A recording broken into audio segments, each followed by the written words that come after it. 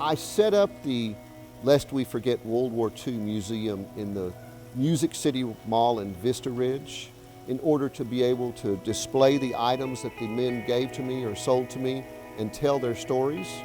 I keep the gate down so that people don't wander in and steal my items, but as and when people call me or see me and request tours, I happily open the gate and bring them in and give them personal tours, depending on their interest, and show them and explain to them basically each item that I have in the museum.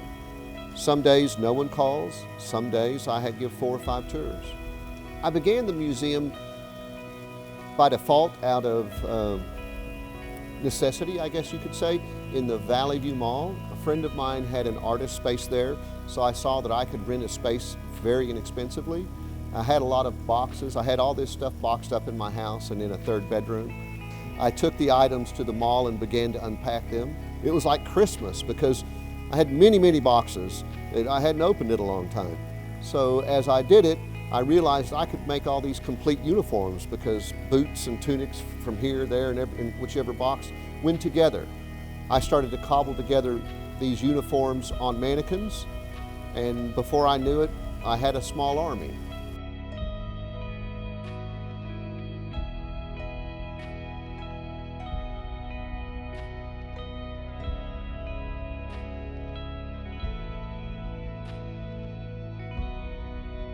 My collection is rather large as far as uniforms go.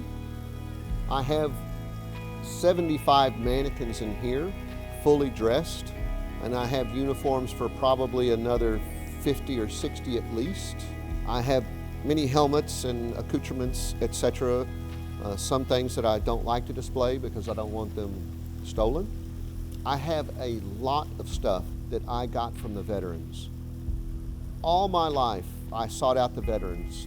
The men had a specific demeanor about them, and obviously from an age group.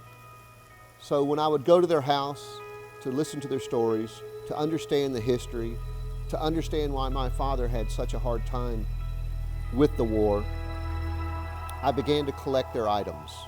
Some of them are very, very rare and very significant.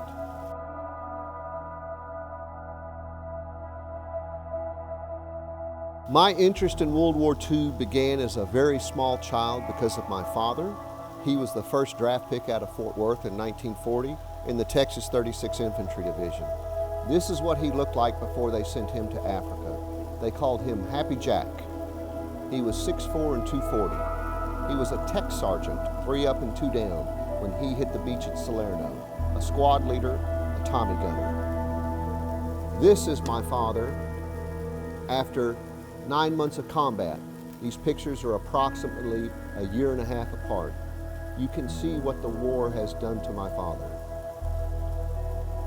It does it to all the men.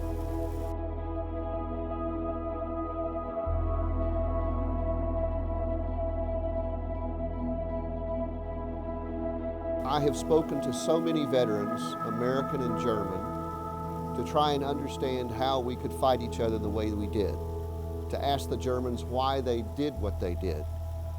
One fellow, Kurt Finke, who gave me his shoulder boards that he wore throughout the war.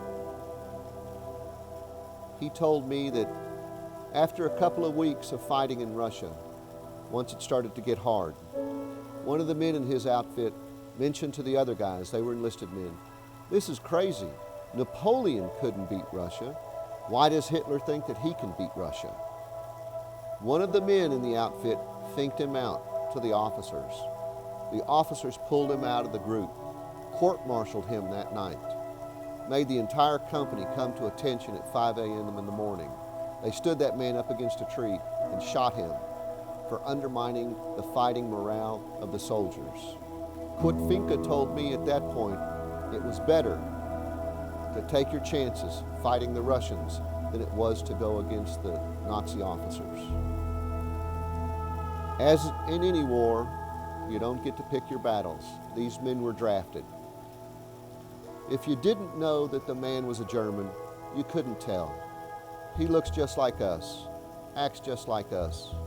I never met a German soldier that wasn't a good man. Good to me, anyway.